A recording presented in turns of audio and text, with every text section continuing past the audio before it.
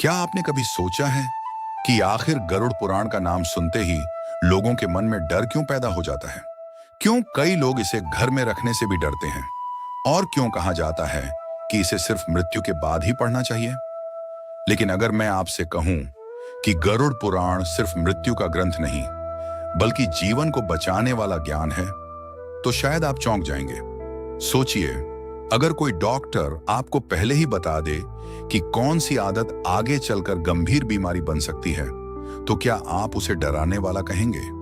नहीं, क्योंकि उसका उद्देश्य आपको बचाना होता है। ठीक उसी तरह गरुड़ पुराण भी इंसान को उसके कर्मों का परिणाम पहले ही बताकर सावधान करता है, ताकि वह समय रहते अपना जीवन सुधार सके।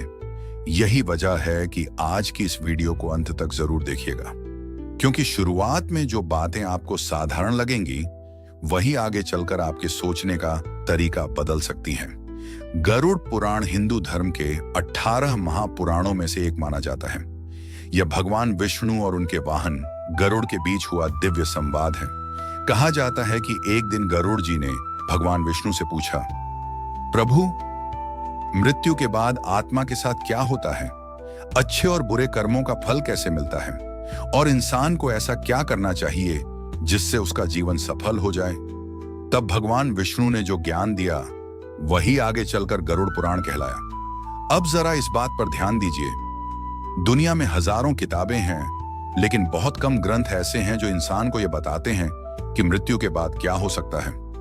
शायद यही कारण है कि गरुड़ पुराण को सबसे रहस्यमयी ग्रंथों में गिना जाता है। लेकिन यहां एक बहुत बड़ा भ्रम है। लोग सोचते हैं कि गरुड़ पुराण केवल नरक और डरावनी सज्जाओं की बातें करता है, जबकि सच ये है कि इसमें जीवन को बेहतर बनाने की सबसे गहरी बातें छिपी हुई हैं। यह ग्रंथ इंसान को डराता नहीं, बल्कि उसे आईना दिखाता है। जैसे एक ट्रैफिक पुलिस वाला सड़क पर खड़े होकर कहता है, धीरे चलो वरना दुर्घटना हो सकती है।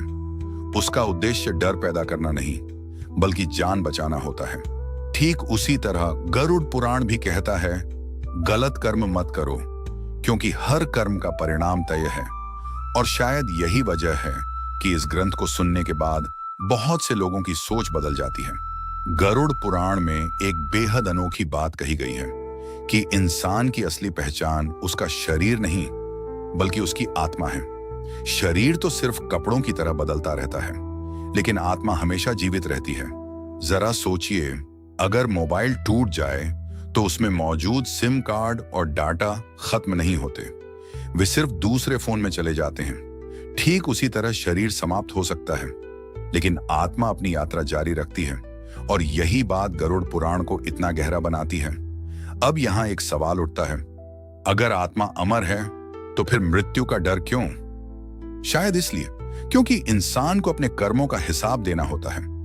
गरुड़ पुराण में बताया गया है कि हर इंसान के कर्म रिकॉर्ड होते हैं, चाहे वह अच्छा हो या बुरा, कुछ भी छिपता नहीं। इसे समझाने के लिए चित्रगुप्त का वर्णन मिलता है, जिन्हें कर्मों का लेखा रखने वाला कहा गया है।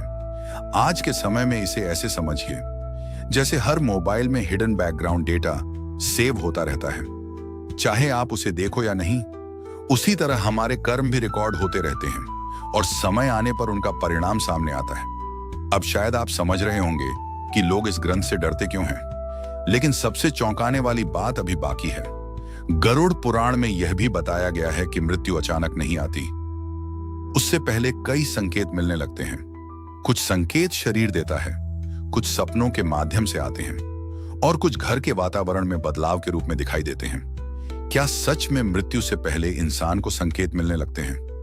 क्या आत्मा शरीर छोड़ने से पहले कुछ महसूस करती है? और आखिर यमदूतों का रहस्य क्या है?